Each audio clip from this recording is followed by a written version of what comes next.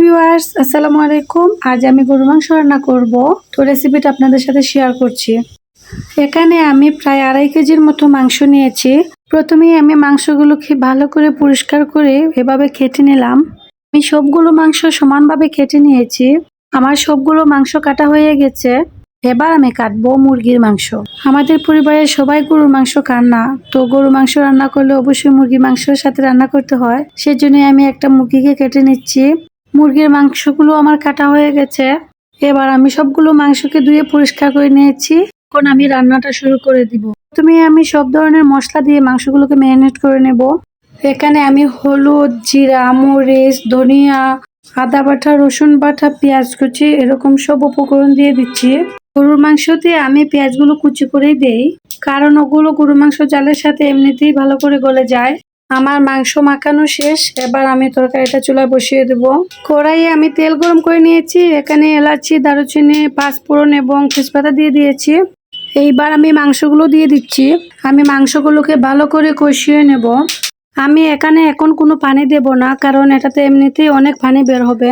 এবার এটাকে আমি ঢাকনা দিয়ে ঢেকে দিলাম। আমি এক চুলায় গরুর মাংসটা বসিয়ে দিয়েছি। এবার অন্য চুলায় মুরগির মাংসটাও রান্না করে নেব। মাংসগুলো আমি মশলা দিয়ে ভালো করে মাখিয়ে নিচ্ছি। মাংস রান্না করলে আমি এভাবেই সবসময় রান্না করি। মাংসগুলোকে প্রথমে মশলা দিয়ে ভালো করে মাখিয়ে নেই। আমার মাখানো প্রায় শেষ। এবার এটাকে আমি অন্য চুলায় বসিয়ে দেব।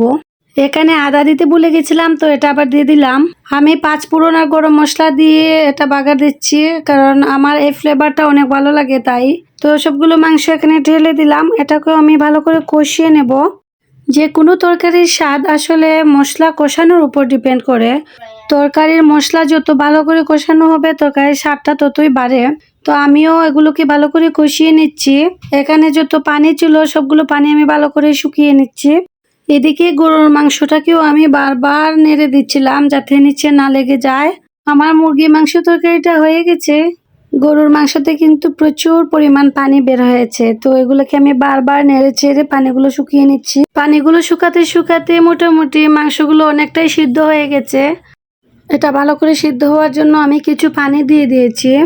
এদিকে কিছু আলুকে আমি অন্য চুলায় ভেজে নিচ্ছি। আমি এগুলো গরুর মাংসতে দেব। গরুর মাংসতে আলু অনেক ভালো লাগে, তো এগুলো ভেজে দিয়ে দিলাম। এবার আমি এগুলোকে নেড়ে চেড়ে ফাইনালি একটু ঝোল দিয়ে দিলাম।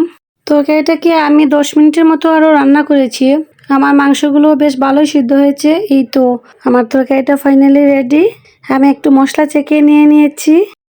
সব কিছুই ঠিকঠাক ছিল। তো ফাইনালি আমার রান্নাটা কমপ্লিট হয়ে গেল। এতক্ষণ পাশে থাকার জন্য সবাইকে ধন্যবাদ। ভিডিওটি ভালো লাগলে চ্যানেলটি সাবস্ক্রাইব করে দিবেন প্লিজ।